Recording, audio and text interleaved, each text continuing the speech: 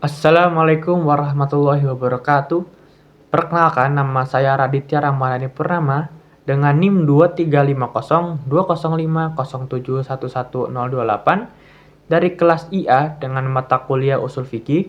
Di sini saya akan memberikan contoh dan penjelasan dari amr, nahi, amkos, mutlak muqayyad dan mujmal mubayyan. Yang di sini yang pertama di sini saya akan menjelaskan tentang amr nahi. Amr dalam bahasa Arab sendiri memiliki arti perintah dan secara istilah, al-amr adalah suatu kata yang menunjukkan suatu tuntutan dari seorang yang memiliki kedudukan lebih tinggi kepada seorang yang memiliki kedudukan lebih rendah. Nah, contohnya itu kalau dalam Islam itu seperti hubungan antara Allah Subhanahu wa taala dengan hambanya. Nah, al-amr ini tidak dibatasi oleh kata-kata atau kata-kata khusus yang berbentuk amr saja, tapi mencakup semua kata yang berarti perintah. Nah, sigat amr ini dibagi menjadi dua jenis. Yang pertama itu ada yang syar'i atau jelas yang bisa digunakan untuk amr saja, dan yang kedua itu ada zahir yang bisa digunakan untuk amr dan non-amr.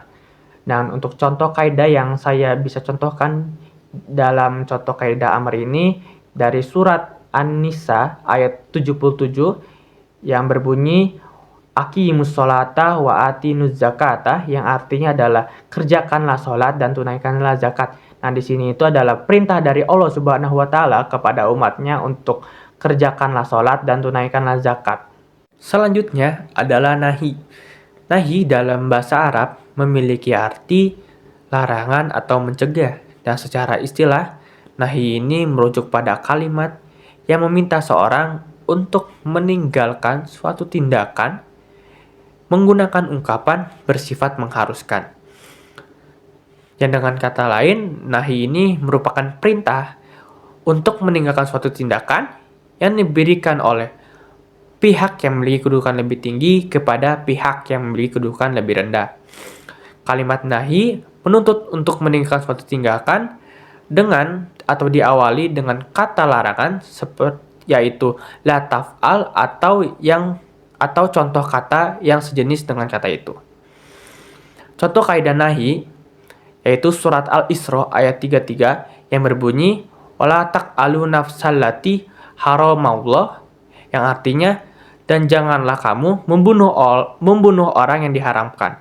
Yang dimana di sini Allah mengharamkan kita para muslimin untuk membunuh orang yang diharamkan oleh Allah Subhanahu wa taala untuk dibunuh. Yang kedua adalah am dan kos. Am secara bahasa memiliki arti merata atau umum.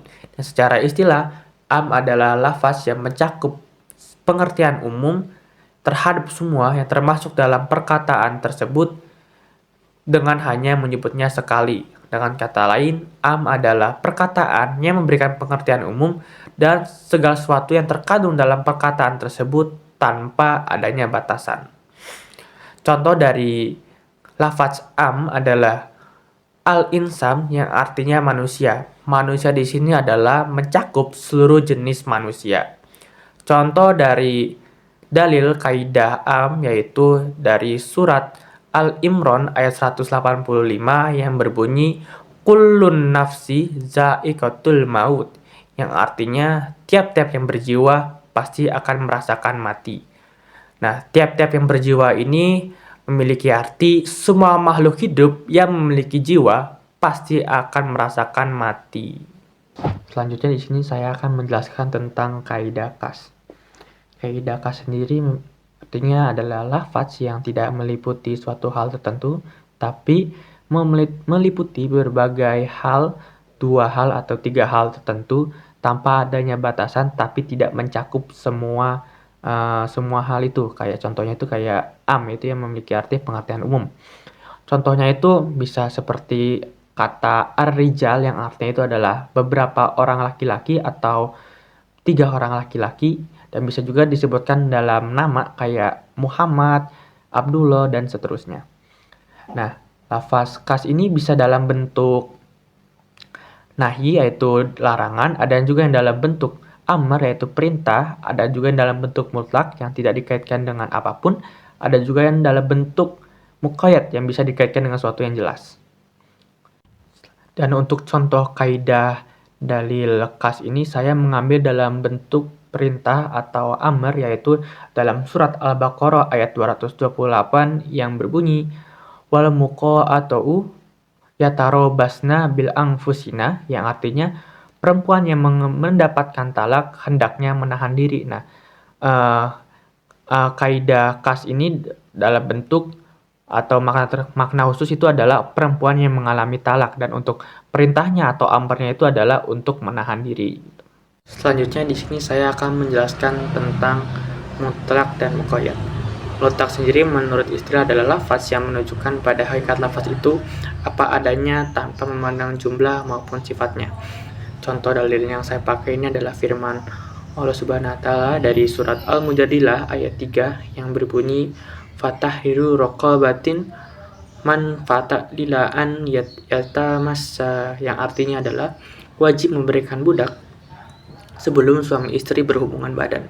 Nah, lafaz raqabah dalam ayat tersebut adalah lafaz khas yang mutlak karena tidak diberi qaid dengan sifat tertentu, sehingga dengan demikian dapat mencakup seluruh macam budak, baik budak yang mukmin maupun yang kafir.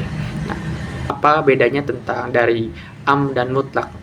Dari ayat di atas ini menuntut memberikannya budak tanpa memperhatikan jumlah satu atau banyak, tanpa mengartikan sifat budak apakah budak ini mukmin ataupun kafir. Nah, ini berarti mutlak. Sedangkan kalau am itu ialah lafaz yang menunjukkan pada hakikat lafaz tersebut dengan memperhatikan jumlahnya atau satuannya.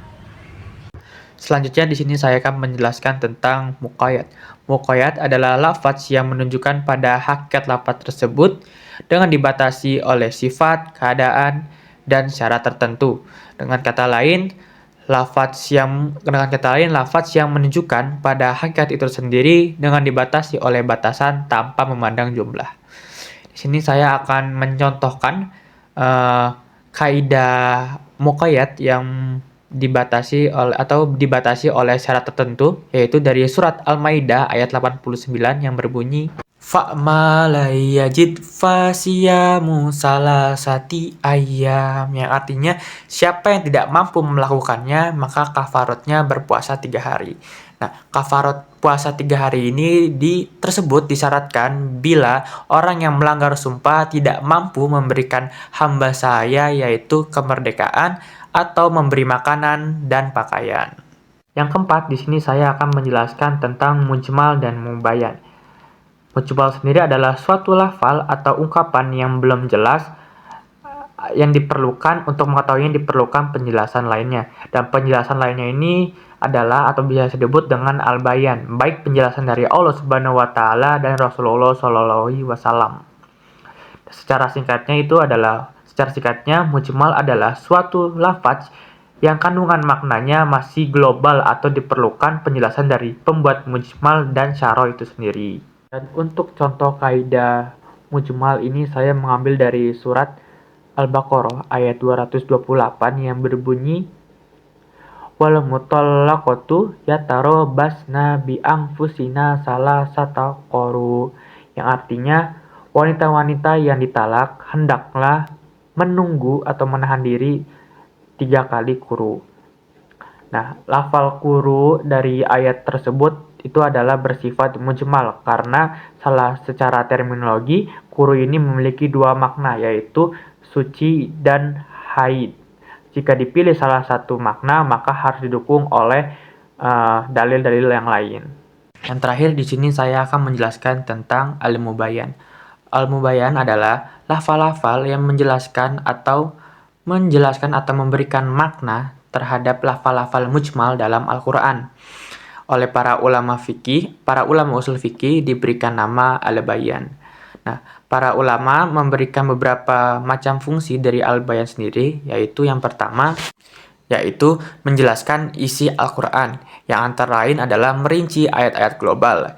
Yang kedua adalah menambah atau membuat aturan tambahan yang bersifat teknis atau suatu kewajiban yang disebutkan pokok-pokoknya di dalam Al-Quran. Yang terakhir adalah menetapkan hukum yang sebelumnya belum disinggung di dalam Al-Quran. Untuk contoh dalil kaidah mujmal ini saya menggunakan hadis Rasulullah SAW yang merupakan penjelasan lebih lanjut dari dari surat Al-Baqarah ayat 101.